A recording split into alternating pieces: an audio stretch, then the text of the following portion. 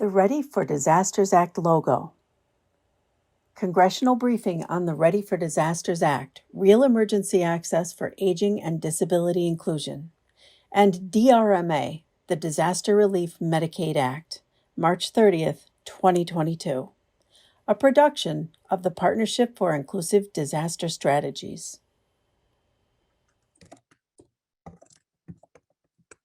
Hello, everybody, and welcome to the Ready for Disasters Act and Disaster Relief Medicaid Act Congressional briefing. My name is Priya Penner, and I'm with the Partnership for Inclusive Disaster Strategies. I use she, her pronouns, and I'm a brown woman with long, curly black hair. Today, I'm wearing a light pink shirt and a gray cardigan. I apologize. I'm first going to get started with a few accessibility and technical support reminders, and then I'm going to pass it off to the partnership's co-executive directors to get us started. First and foremost, so we're all aware, the event is being recorded. The partnership will use the recording to produce an archived version of the event that includes all of the accessibility features here today. We will let you know as soon as that archive is available to be shared. As far as the accessibility features included today, we have American Sign Language interpretation and communication access real-time translation, or CART, available. A huge thank you to our access team for being here today. Our ASL interpreters are Kenya McFeeters and Cynthia Norman. They're already spotlighted so everyone can see them on screen. If you can't see them, please let us know either in the chat feature, or you can email us at priya@disasterstrategies.org. That's Priya, P-R-I-Y-A, @disasterstrategies.org. CART today is provided by AI Media. CART is already embedded in Zoom, and you can access it via the CC button on the bottom navigation bar of your Zoom screen. Click once to show subtitles on Zoom.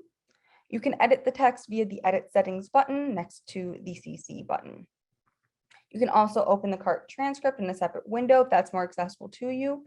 That link will be put in chat shortly. And with that, thank you all so much for being here. I'm going to turn it over to Shaylin and Herman. Hello, everyone, and welcome. My name is Shaylin Sluzales, alongside Herman Parodi. We are the co-executive directors of the Partnership for Inclusive Disaster Strategies. I'll give a brief image description of myself. My name is Shaylin. I use she, her pronouns. I'm a younger white woman with long curly brown hair, wearing a blue, pink, and yellow striped shirt and a black sweater over top.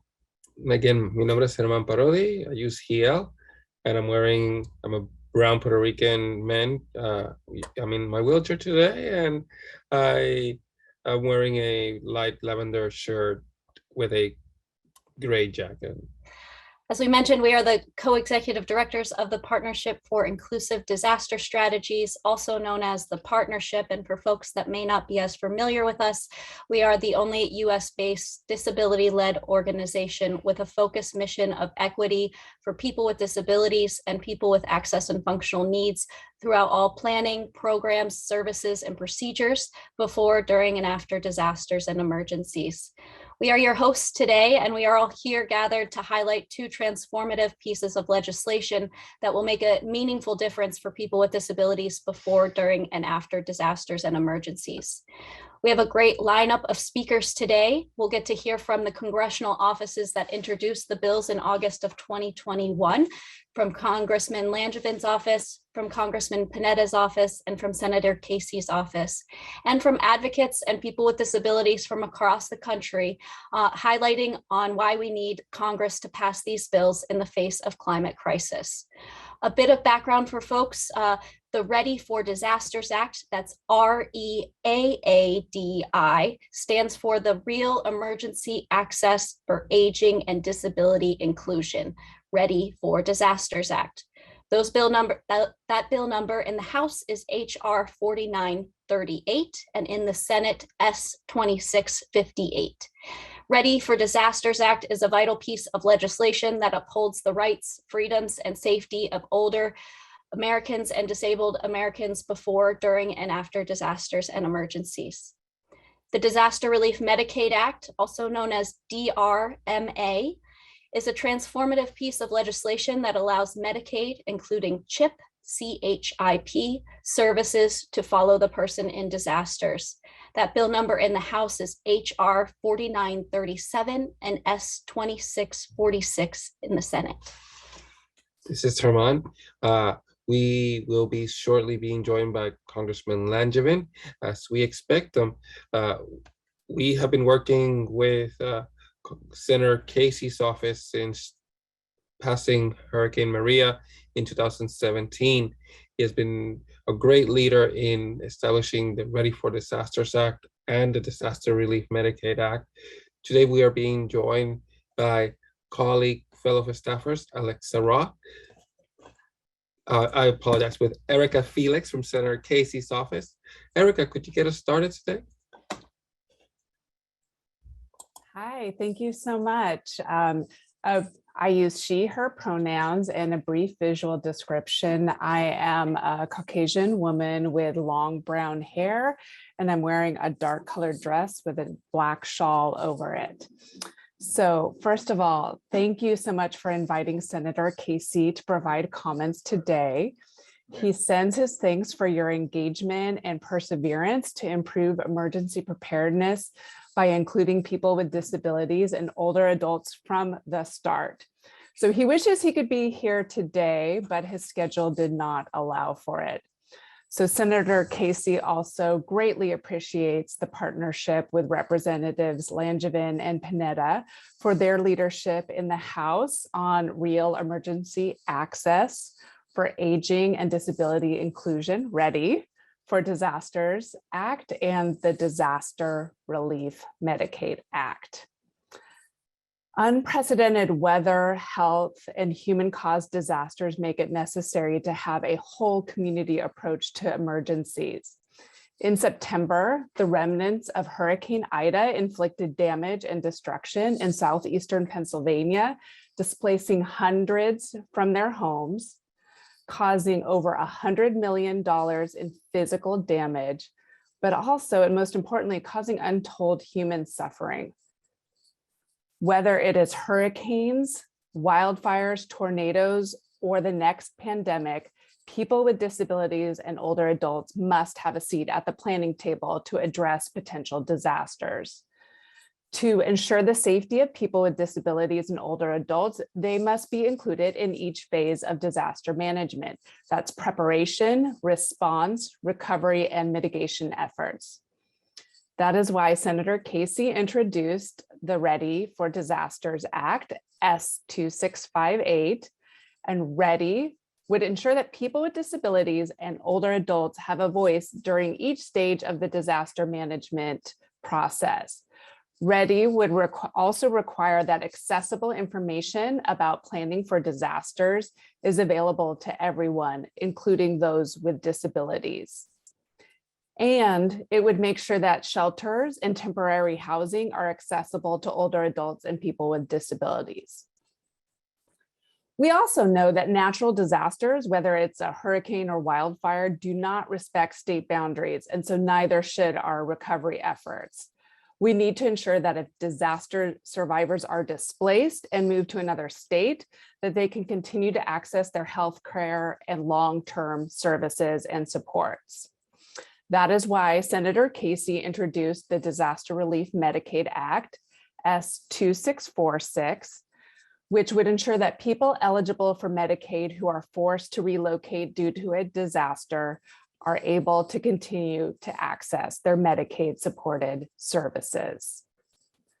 The bill provides support for the state hosting the relief eligible survivor by providing a limited time 100% federal match for displaced survivors and support the state in developing strategies to respond to the influx of out-of-state individuals.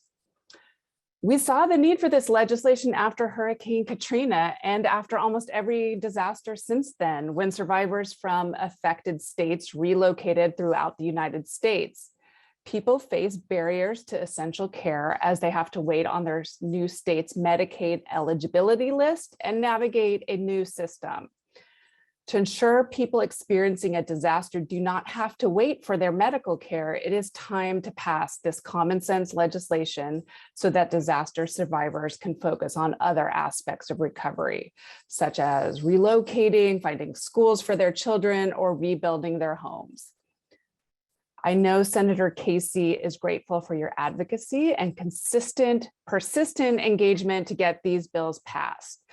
So on the Senate side, to move these bills out of their respective Senate committees, we would benefit from having a Republican co-sponsor on the bills. So I'm going to tell you some who sit on the relevant committees. So if you are a constituent in those states, we would encourage you to reach out to them and let them know the need for this. So for READI, some Republicans that constituents in their state can reach out to include James Lankford of Oklahoma, Mitt Romney of Utah, and Rick Scott of Florida. For DRMA, some Republican senators that constituents can contact include Todd Young of Indiana, Bill Cassidy of Louisiana, John Cornyn of Texas, and Tim Scott of South Carolina, or reach out to the senators in your own state. Together, we can make real change that help people with disabilities and older adults when disasters strike. Thank you, and I'm going to turn it back to Shaylin and Herman for the next part of our briefing today. This is Herman. Thank you so much, Erica. Please extend our ongoing appreciation to Senator Casey and your full staff and colleagues. I mean, Michael and others have always been great. And this lineup and list gives us a marching orders of who to make sure that they are educated on the need for Disaster Relief Medicaid Act and the Ready for Disasters Act to pass. Going off on the Disaster Relief Medicaid Act, we'll call on Seamus McKeon from Congressman Panetta's office, and thank you for introducing it and supporting. Well, hi, everyone. My name is Seamus McKeon, and I am here representing Congressman Jim Langevin. First of all, thank you for having me, and please accept the Congressman's apologies for being unable to join today. Again, my name is Seamus McKeon. My pronouns are he, him, and by way of physical description, I am white with brown hair, a brown beard, and I'm wearing a dark blue suit and a light blue shirt today. I'd like to start by saying that, it has almost become a cliche to show how the pandemic has really just underscored the importance of the work that we want to be doing here in Congress. But with that being said, in the case of the Medicaid program, just this dynamic is undeniable. We know that with Medicaid, even seemingly small administrative changes like preventing disenrollment and making it easier to continue care when someone has a life change will have a tremendous impact on the lived experience of the people that we represent. And when people are in extraordinary circumstances like a natural disaster or any other type of federal emergency, maintaining coverage, it becomes almost an impossibility for some people. And finally, we also know that there is no substitute for working directly with the communities we represent, so that federal policy reflects their unique needs and is based on their lived experience. As natural disasters change and increase in magnitude, it is no exaggeration to say that common sense legislation like the Disaster Relief Medicare Act and the Ready for Disasters Act will save lives. To speak for the people that we represent, in a place like California, we've seen the risk of natural disaster increase dramatically just in our lifetimes, with clear signs that it will possibly continue to increase. And this legislation would allow people who are forced to leave our district because of wildfire, drought, or any other sort of disaster to remain eligible for Medicaid if they have to leave California. So this is a situation that we're intimately familiar with and deeply concerned about. We recognize, however, that we are not alone in this need and that natural disasters are occurring at increased rates and severity across the country. In the aftermath, thousands of people are forced to abandon their homes and relocate immediately. One example, of course, is that following Hurricane Katrina, over 1 million people were evacuated. And so we recognize that there is a need for this legislation, and we hope that this legislation will keep more people in the United States safe and covered when the unthinkable happens. Thank you again so much for having us today, and to our hosts.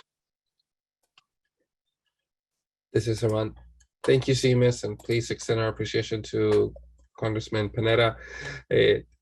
People that are on Medicaid, on home and community-based services, and on the Medicaid healthcare services, crossing state lines, crossing territorial lines throughout disaster is something that we see again and again throughout the nation. And the equitable we are pursuing, we need to pass Disaster Relief Medicaid Act, and it is something that will support our state budgets in disasters. So thank you so much for your time and for all the efforts Congressman Panetta does. Next, we'll hear from our colleague, Amy Nicholas from the National Council on Disability.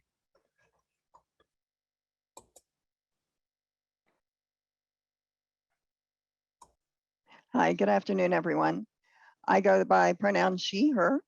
I am a white woman with long brown hair. I'm wearing glasses and a salmon and white colored dress with a blue blazer. And good afternoon, everyone. It is my privilege to be able to speak on behalf of NCD at this briefing. NCD, for those of you who do not know, is an independent federal agency. Our mission is to advise the President, Congress, and other federal agencies on disability policy. NCD has been very involved in federal policy and programs involving people with disabilities before, during, and after disasters. In fact, one of our most prescient reports was in April of 2005. It was titled, or is titled, Saving Lives, Including People with Disabilities in Emergency Planning. 5 months after the release of that report, Hurricane Katrina washed ashore and devastated the Gulf Coast. And unfortunately, many of our warnings and findings within the report were realized. Since Hurricane Katrina, NCD has produced over 6 full-length reports regarding people with disabilities and the various programs and policies to protect people with disabilities before, during, and after disasters. Our most recent report was in 2019, and it was titled Preserving Our Freedom, Ending Institutionalization of People with Disabilities During and After Disasters. This report highlighted the dangers of people with disabilities faced with long-term involuntary institutionalization simply because programs, policies, supports, and services were not readily accessible. And these were programs, policies, supports, and services that by law should have been available and accessible. One of the examples in that report is in the aftermath of Hurricane Maria. Multiple children with medical needs were evacuated from Puerto Rico to the mainland.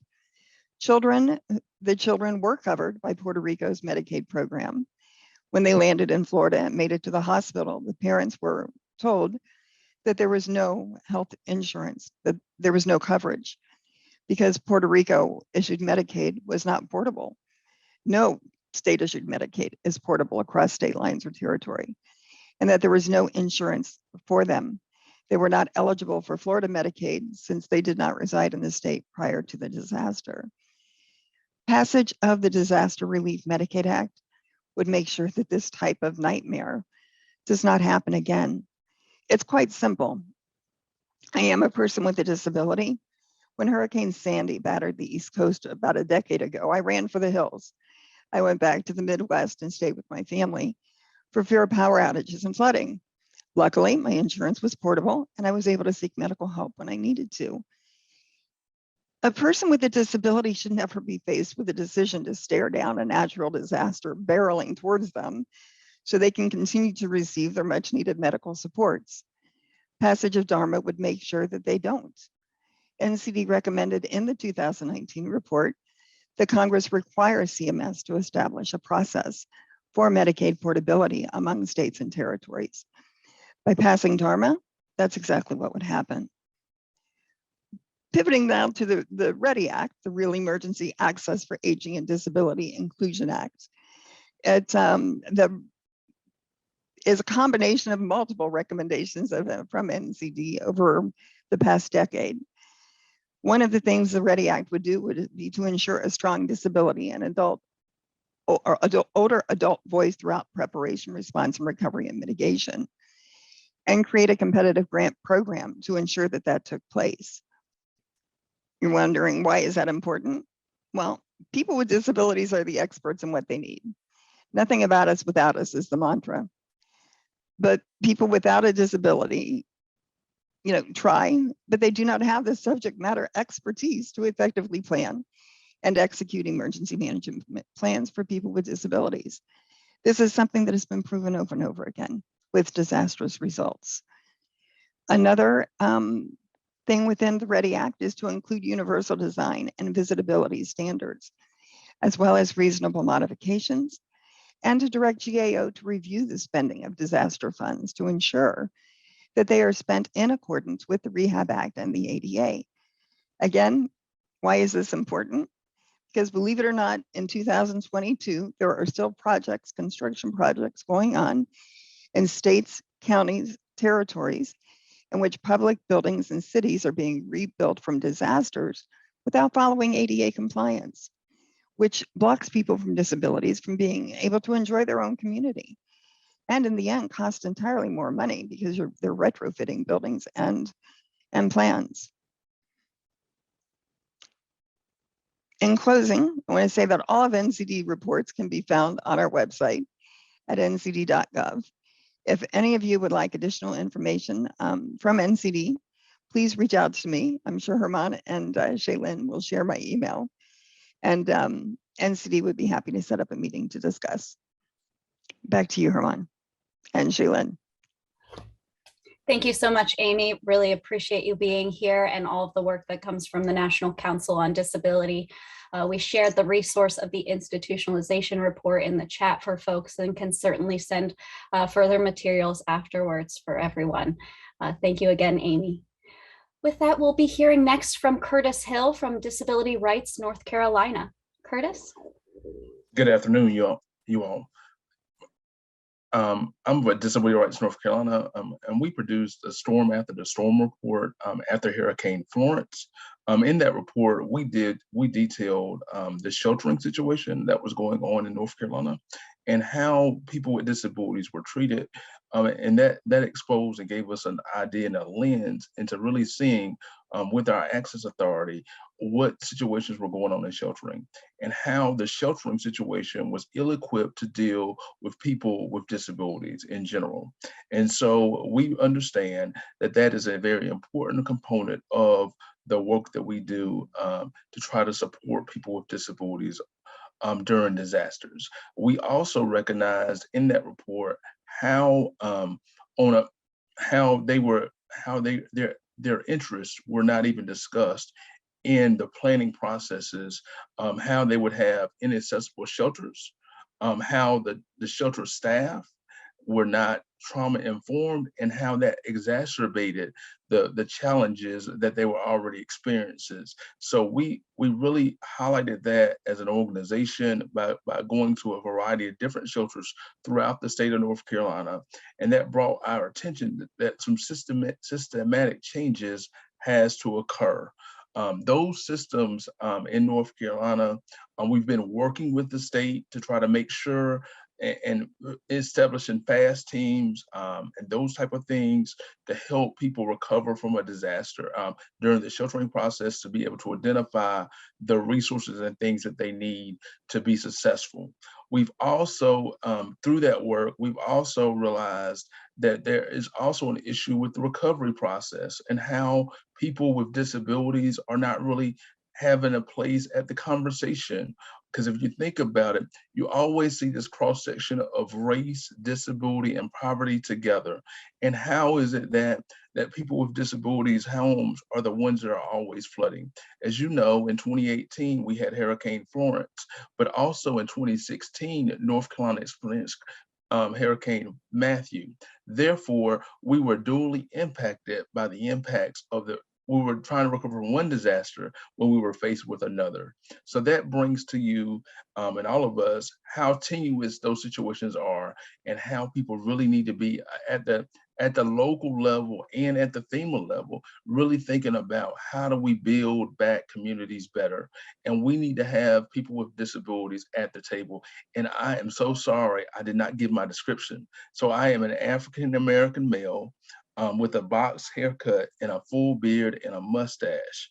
And I have a green shirt on. I'm so sorry to not do that. So, but that is critical for us as we're thinking about the work that we're doing as workers. and as community partners, and bringing the community in to those deep conversations, because when we're gone, they're still there. And how do we transform communities that is equitable for everyone? Also lifting up the Medicaid portability. Medicaid portability is essential in order, because you never know where a hurricane is going to hit or a natural disaster is going to happen, and where folks have to relocate during those particular times. And as you all know and are well aware, how important it is to make sure we have quality health care throughout, and at least have some standards for what care looks like. And I should be able to receive the same service in North Carolina that I might be in one of my partner, whether I'm in Virginia, South Carolina, or even Georgia. I should be able to go to those states, or even California if I have to relocate there. So we're trying to make sure that people are able to have the same continuity of services that might affect them during a disaster. We think that this is a very important bill because of the stories and the folk and the individuals and how they've been impacted by the natural disaster.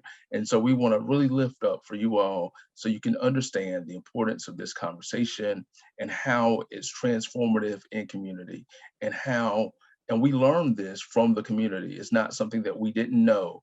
It's something that we learned from the community. And that's critical, that we want to have a seat at the table as we're moving forward, that we're working with our natural emergency managers and those kind of things. And we currently have conversations at the local level and all those type of things. But we realize some national standards need to be in place in order to have some bigger conversations about FEMA. How do you interact with folks with disabilities? Because all of us are at one level have a type of disability. So we need to not have it in that manner. We should be open to everybody, because I believe if it's accessible for a person with disability, it's accessible for all. Thank you. This is Armand. Thank you, Curtis. You well explained the need for Ready for Disasters Act and having a disability and disasters training and technical assistance research focus for the impacts that are coming. You live in North Carolina, and explain some of the issues in the area. Seamus explained some of the issues in the West Coast. Next, we'll hear from Carissa Johnson joining us from Kentucky, from the western part that recently in December got impacted by the Quad State tornado and some of the impacts that rural America lives. Disasters is not something that lives on our borders. They don't respect state border lines. And with the climate crisis that we are certainly coming into and experiencing, we need a nationwide approach, and implementing the rural necessities for persons with disabilities living in these areas is integral. Carissa? Yeah, thank you. I couldn't have said it better myself.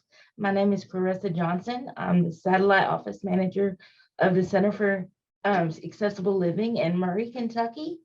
We are a satellite office out of Louisville. And as they said, I serve the current region that was affected by the tornadoes of December 10th, most specifically Mayfield, which happens to be my hometown as well.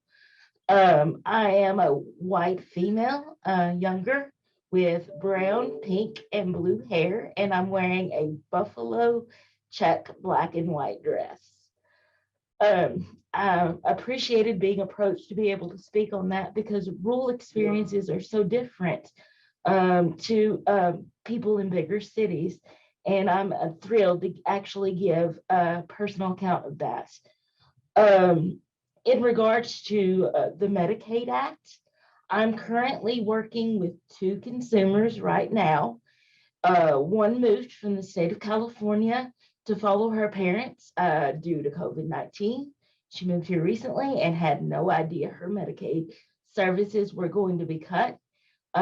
She's been denied for Kentucky Medicaid 3 times now, and I'm currently working to get that appealed with her. But she's losing her therapy services right now, and because of her disabilities, her health is declining. So that's how important this stuff is. Also working with a older gentleman who was on waiver services in Pennsylvania. He moved with his brother after his parents passed away from COVID. And for about 6 months did not receive his waiver services. So unfortunately, the care he was receiving, as well as the socialness he was receiving, he's backslided and is afraid to go out of his house. And that's one of the services that we are trying to work with him on. So that is very important. In regards to the tornado of December 10th, we contacted our consumer base immediately, the ones with disabilities that we knew lived in the area. And we've had a few individuals contact us. The needs that we were receiving were more of being displaced due to housing, and that housing that they're displaced to may or may not be accessible. So they've lost even small things such as shower benches, grab bars, ramps to get into temporary housing. You think of FEMA trailers. Well, that's not accessible to an individual with a disability. So I actually approached the city of Mayfield and brainstorming some of this stuff, and they told me that they have not received any inquiries about these type of issues. I can only draw one conclusion as an individual with a disability, and that conclusion is drawn because of personal experience. Individuals in rural areas, because we know that we have not been included in the planning process, we tend to rely on family members, friends, neighbors, anybody else to help us get by when it comes to natural disaster. I did the same thing in an ice storm in 2009. I lost my power. I lost my heat. I was not able to charge my chair. I was not able to get my medicine. And I stayed in my apartment with my husband for 3 days like that until a family member was able to come rescue me. Why? Because the shelters in this area are typically churches and other religious organizations that aren't accessible for individuals with disabilities, or don't think of things like pressure relief, which is vital. So I don't turn to those things. And the same can be said for our consumers. And there's got to be more individuals out there currently that are like that. We did get some calls about some shelters needing a pressure relief pad or needing, there's not significant options to charge their equipment. And their solution was to chain power cords to be able to charge that equipment. Well, that doesn't work with wheelchair power, unfortunately. They could cause another disaster. When that tornado happened, I lost power, and the first thing I did was fled to a larger city so that I was able to get the services I need. So that's why these services are vitally important. I appreciate the time and attention to be able to talk, and I'll turn it back over. Thank you so much, Carissa. Really appreciate you sharing not only consumers in your area, but your personal experiences as well, and really highlighting the disproportionate impact that our community faces time and time again during disasters and emergencies. Thank you so much for your advocacy and being here. Thank you. These pieces of legislation just begin laying the groundwork, not only during major disaster, presidential declared disasters, but the need to have a focus on localized disasters. And as also Curtis explained earlier, ongoing recurring disasters. This is something that we need to begin mitigating now, and including people with disabilities throughout planning processes, exercises, responsive recovery and mitigation will be essential. Otherwise, we will be left behind. We cannot allow that to happen. Thank you so much, Carissa. Thank you. Next, we'll hear from Susan Prokop, the National Advocacy Director with the Paralyzed Veterans of America, involved with us since the beginning of the drafting of these pieces of legislation, and great support throughout. Thank you so much, Susan. Thanks, Herman and Shaylin, and good afternoon, everyone. I'm Susan Prokop, National Advocacy Director for Paralyzed Veterans of America. My pronouns are she, her, and I am a Caucasian woman of a certain age with blondish silver hair, and I'm wearing a royal blue suit with a yellow and blue scarf. PVA is the nation's only congressionally chartered veteran service organization solely dedicated to representing veterans with spinal cord injuries or disorders. And we are pleased to support the Ready for Disasters Act and the Disaster Relief Medicaid Act. Like millions of other people with significant disabilities, PVA members experienced many of the failures of our nation's emergency management systems during and after natural disasters in the past 20 years or so. In the wake of Hurricane Katrina, 24 of our Louisiana members spent months living in makeshift shelters and tents because local authorities and FEMA failed to provide adequate accessible trailers, mobile homes, and other housing for persons displaced by the storm. PVA members in Texas encountered inaccessible restrooms in the shelters during Hurricane Harvey. And in California, PVA members lost their homes to the wildfires, then had to deal with excessive red tape trying to get assistance. After Hurricane Maria hit Puerto Rico, in its role as part of the National Response Framework, the VA hospital there opened its doors to medically vulnerable patients on the island, and the Spinal Cord Injury Center tried to accommodate anyone in need of its facilities. However, poor coordination between the VA and other disaster response agencies left many disabled veterans without any assistance in the aftermath of the hurricane. Had the Ready for Disasters Act passed, the National Commission might have stepped in to examine what happened to veterans and others with disabilities during these and many other disasters that have occurred since its introduction. The training and technical assistance provided under the bill might have helped states, territories, and localities involve and support the community of veterans and others with disabilities during the times of disasters. PVA believes it's particularly important that federal funds are spent in compliance with laws such as the ADA and the Rehab Act, and provisions of the bill would direct a review of disaster funding for that purpose. And the grant program envisioned in READI could foster best practices for greater inclusion of veterans and other people with disabilities in disaster preparation, response, and recovery. Now, because of the nature of the VA healthcare system, PVA members don't lose access to important healthcare services in the event they have to relocate temporarily to another state in the wake of a disaster. In this respect, these veterans are more fortunate than the millions of people with disabilities who depend on Medicaid long-term services and supports to remain independent and avoid institutionalization when disasters force them from their homes. Of course, PVA family members and spouses may be among those Americans that do rely on Medicaid and who are at risk under these circumstances. The Disaster Relief Medicaid Act would ensure that they are able to continue to access their Medicaid supported services in emergency evacuations.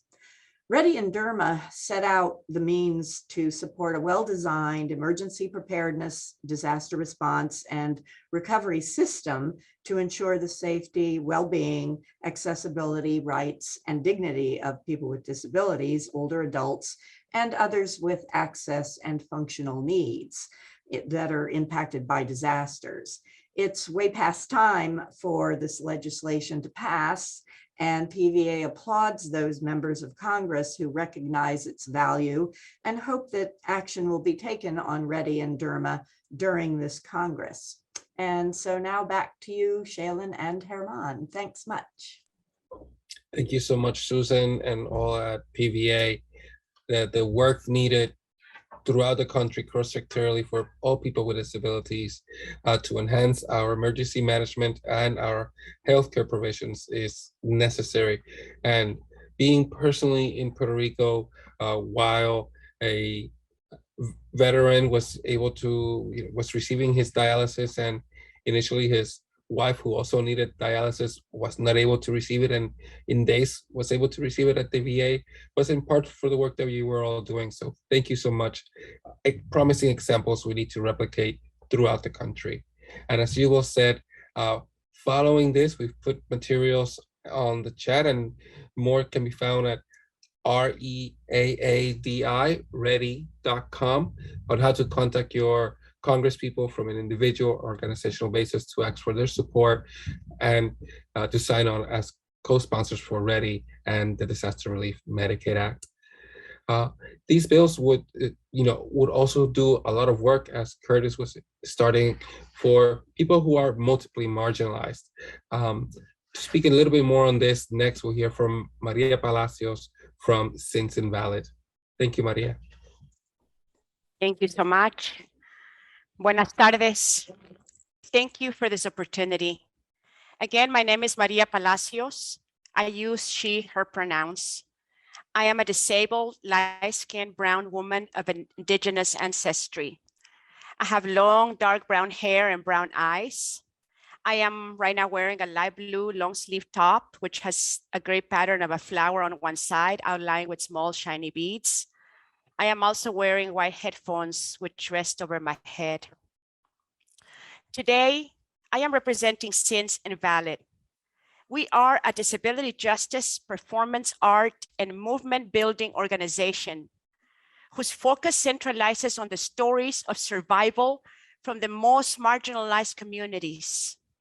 The lives of brown, poor, queer, or undocumented disabled people who exist at every single intersection of life and do so in the midst of oppression, in the midst of an ableist world that seems to have no problem believing that disabled lives are not worth saving. As a disabled Latina living in Texas, I have experienced and witnessed the drastic circumstances faced by disabled people during and after a disaster. When disaster strikes, the lives of disabled people face greater dangers and bigger obstacles. In a world that glorifies non-disabledness, those who are viewed as broken are the ones society leaves behind. Disabled people, but especially brown and indigenous disabled people, are always the first ones to be discarded, abandoned, and left to die. Disabled people live in danger. We live in danger of poverty. We live in danger of ignorance. We live in danger of the systematic oppression and ableist practices that to this day, 32 years after the ADA, continue to keep disabled people down and forced to live in danger. We always live in danger, but especially so as it relates to surviving a disaster, because surviving a disaster may mean losing our mobility aids during evacuation. It could mean losing our ability to communicate. It could mean being displaced from the home that was especially designed for our independence. It means we could lose our independence and be left to rot in some institution while desperately trying to validate our humanity to the doctors, the social workers, the politicians, and all the non-disabled who think being disabled means we should have no reason to live. But we do live. We exist in the peripheral vision of the non-disabled experience. We live on the sidelines of the storylines invented by a society that constantly tries to get rid of us. We live aware of the realization that fighting for our right to exist is something we must do even without the threats of a disaster. Disabled people live knowing how ableism can casually throw away our perfectly livable disabled lives, because it is easier to let us die than believe there's real meaning to our existence. That's why, to those of us existing and surviving in our brown disabled bodies, to us, disability justice must simply become a way of life. Sharing our stories of oppression and survival is how we keep each other alive. Part of the foundation of disability justice is the understanding that all bodies are worthy and all bodies are valuable. When we connect the dots of our human experience, we all come back to the same place of wholeness and humanity, able to recognize all beings and all bodies as necessary and essential. The world needs disabled people, and disabled people need each other. Part of our strength is the recognition of this. The interdependence of our humanity is what saves our lives. Disability justice recognizes that wholeness must be defined outside the context of ableist body notions and expectations of non-disabled productivity. There cannot be real justice without disability justice, as disabled people exist at every intersection of life. And disability is the only minority group anyone can join at any given time. And it is also the only minority group everyone will eventually join through the aging process. Eventually, everyone will be disabled. We have to stop leaving disabled people behind. It is mind-boggling to realize that in 2022, disabled people continue to have to slay dragons in order to acquire human rights, in order to not be denied access to life, in order to simply be seen. Please understand that as important and as crucial as this proposed legislation is, we are not asking for anything extra. We are not asking for anything special. Disability rights are always human rights, and there is no justice without disability justice. To many disabled people, REAADI and DRMA would mean the difference between life and death. It could mean being able to access life-sustaining equipment or life-saving medication instead of having to die from a treatable condition. It means not having to live in so much fear of ending up forgotten and institutionalized. REAADI and DRMA also means we will have disabled people sitting at the decision-making table in the preparedness, evacuation, and recovery process before, during, and after a disaster. It means we will have disabled people leading the way to inclusive disaster planning. It means our voices will have a better chance of being heard. It means nothing about us without us. This is not charity. This is not something you must do for the poor, disabled, broken people. Collective liberation must include all of us. It must include the shared experience of our humanity and the understanding of our right to exist. Nobody left behind. Nobody left behind. Nobody left behind. Thank you so much. Muchas gracias, Maria. I think you've left us all speechless and filled with power and emotion and passion and necessity to pass these bills. Next up, we are being joined by Congressman Langevin, who has been magnificent support throughout the last 5 years in getting the real emergency Access for Aging and Disability Inclusion Ready for Disasters Act and the Disaster Relief Medicaid Act in Congress. And we know that with your support, we will get it passed this year. Congressman Langevin. Thank you very much. Good afternoon. And my apologies that votes and other meetings kept me from getting on the Zoom earlier. But I just want to say what a beautiful speech the person who just spoke before me just gave. What a moving, powerful speech, and congratulations on great remarks. You spoke for many people. Let me just say good afternoon. I want to recognize Shaylin and Herman for that this nice introduction and for having me here today. It's great to see so many people here to learn more about this important issue and expanding and strengthening the rights of people with disabilities to create a more open and inclusive society. As was mentioned, I'm Congressman Jim Langevin. I proudly represent the 2nd Congressional District in Rhode Island, a seat that I've held now going on 22 years. Before we get started, I just want to begin by thanking the Partnership for Inclusive Disaster Strategies for organizing this briefing and bringing together so many just great minds to help us better understand the need for inclusive disaster relief. I have to say I've worked closely with the partnership for several years, and I really do commend them for their work to make people with disabilities and older adults a forethought rather than an afterthought in disaster management. Just so important that we think about the needs of people with disabilities ahead of time in the planning stages and before the disasters happen, rather than during the disaster, trying to figure this out on the fly or after the fact. Yet, this organization really does even more than that. When disaster strikes, the partnership burns the candle at both ends to offer support to impacted communities and to make sure that that needs are met for as many people as possible. And let me just say, I greatly admire their work, and I think it's very, it's very impressive. But I'd like to make something very clear, and that's supporting people with disabilities and older adults before, during, and after disaster should not fall onto organizations like the partnership. This is the government's responsibility primarily, and we need to retool, refocus, and make sure that we're pressuring government and putting policies in place to make sure that that is the needs of people with disabilities, and government is meeting those needs.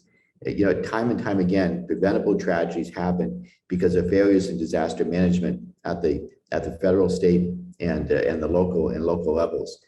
The status quo is unacceptable, and without intervention, more people with disabilities and older adults will suffer unnecessarily when disasters strike.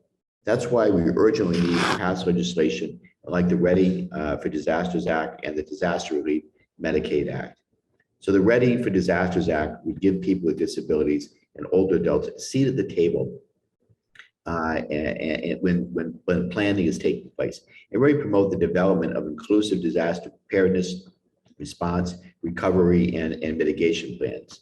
The Disaster Relief Medicaid Act would ensure that relocated disaster survivors who rely on Medicaid waivers for critical life-sustaining services maintain access to their coverage, even when they're relocated states with more restrictive Medicaid programs. It's really an important distinction. If someone is evacuated from one state to another, and they have the supports in place in one state, well, it's not necessarily guaranteed, because it's so state-centric, that those same programs and support will be in existence and accessible at another state. We need to make that seamless, so that when someone with disability receives Medicaid services, if they're relocated to another area, that they still maintain their current level of support. So I'm so proud to lead the READI for Disasters Act with Representative Jimmy Panetta, Albia Cirrus, and Chris Smith, and to co-lead the Disaster Relief Medicaid Act with Representative Panetta. Great colleagues, bipartisan, and very important effort. I'm also very grateful for Senator Bob Casey's leadership on both of these bills in the Senate. Bob's a good friend, and very applaud his leadership in the Senate. We really need to get these bills over the finish line, and I appreciate all of your support. It's how we can make this difference and make this happen together.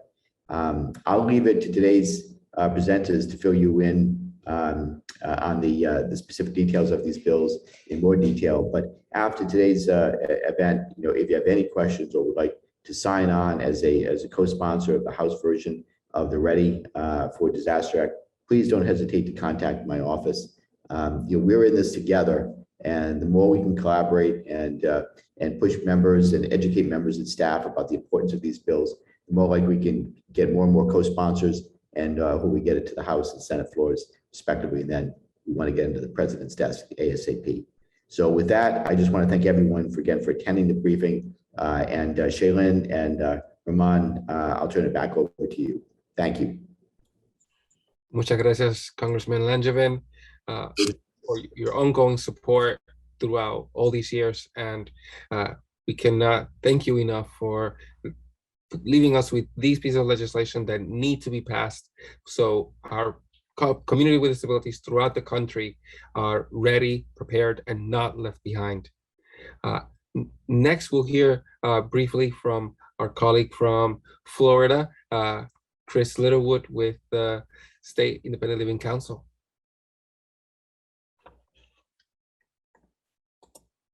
Well, thank you, everybody. My name is Chris Littlewood. Pronouns he and him. I'm a white male. with short black and gray hair, wearing glasses and a light colored shirt and a dark plaid tie. I'm representing as a council member of the state of Florida for Independent Living and also work for St. Petersburg College and the Center for Public Safety Innovation. I'm a self-advocate for people with disabilities, both professionally and on a very personal level with passion. I'm a late deafened adult or very hard of hearing. Although I am speaking and using my voice, my understanding of communication is almost entirely visual with the hearing world. Both of my parents also have or had significant disabilities, and I've lived in Florida my entire adult life, and I've watched and experienced firsthand the effect of more frequent disasters and how information and services is shared with Floridians and throughout the country. With federal disability legislation like the ADA and others, the country has made great strides in improving the rights of the whole community through inclusion and access. Unfortunately, consistency and significant improvements still need to be made. These two bills certainly can help address that. I have family and great friends with and without disabilities around the country who have experienced the challenges of life through emergencies and disasters. I would like to express my support and thank everybody for their hard work on these two bills. Currently, there are some problems that I'm really hoping that these bills are able to address, and I know they will with some of the things that are in them. First of all, the inconsistency of ASL interpreters on emergency broadcasts at the federal, state, and local level. One very specific example that comes to mind is Hurricane Michael. The Florida governor spoke outside of Bay County Emergency Management about response and recovery, and there were no interpreters on the broadcast. The interpreters were there at the same location. There was just some miscommunication or poor coordination between the media, the governor's office. No one specific person is to blame, certainly, but things need to happen so that the interpreters are on the screen. So visual communication can happen for people that are deaf or hard of hearing. One thing about the deaf and hard of hearing community is they may often look at an emergency broadcast, and if we do not see an interpreter on the screen, we think it's not as important. That's because in the past, we've been set up to see that if an interpreter is on the screen, that means something's really happening or imminent. This is critical, and the inconsistency needs to be addressed. And the READI bill is certainly positioned to do that. Another issue which already other presenters have already mentioned a lot about is transportation and services in emergencies across county and state lines for people with disabilities. DRMA will certainly address that and make it happen more seamlessly. In the past, people after a disaster have been left with no way home, dropped off in another county, very far from home, with no transportation and no services that they had before the emergency. Getting the services to follow the people with disabilities and then having transportation back home when it's possible needs to be part of any plan. Obviously, DRMA addresses this. At the most critical time of a person's life, any services necessary for independence cannot be taken away.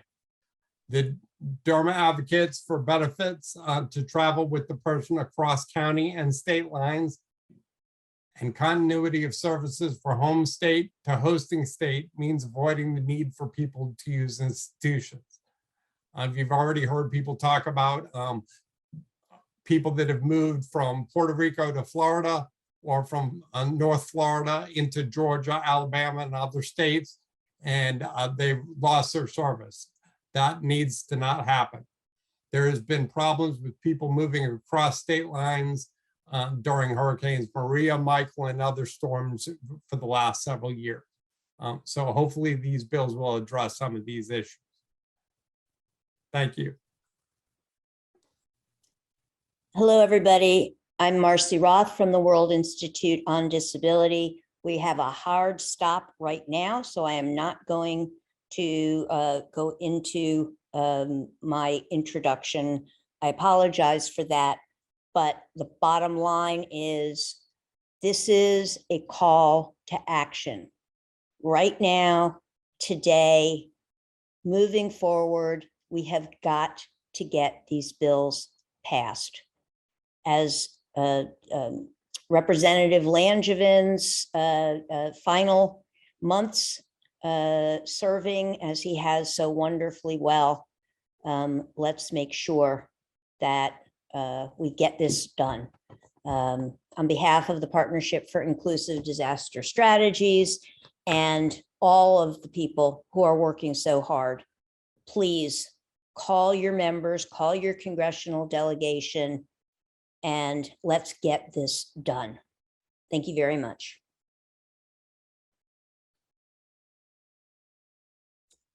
This is Shaylin. Thank you so much, Marcie. Thank you to all of our speakers, and thank you to everyone who joined us. We had over 150 people in participation today, and truly thankful for everyone's ongoing advocacy and work on these vital pieces of legislation. And a special thank you to our ASL interpreters, Cynthia Norman and Kenya McFeeters, and our captionist, Anna. Apologies. Thank you all again for joining us. We will be in touch with more information on these pieces of legislation, and please don't hesitate to reach out at any time. Stay safe and take care.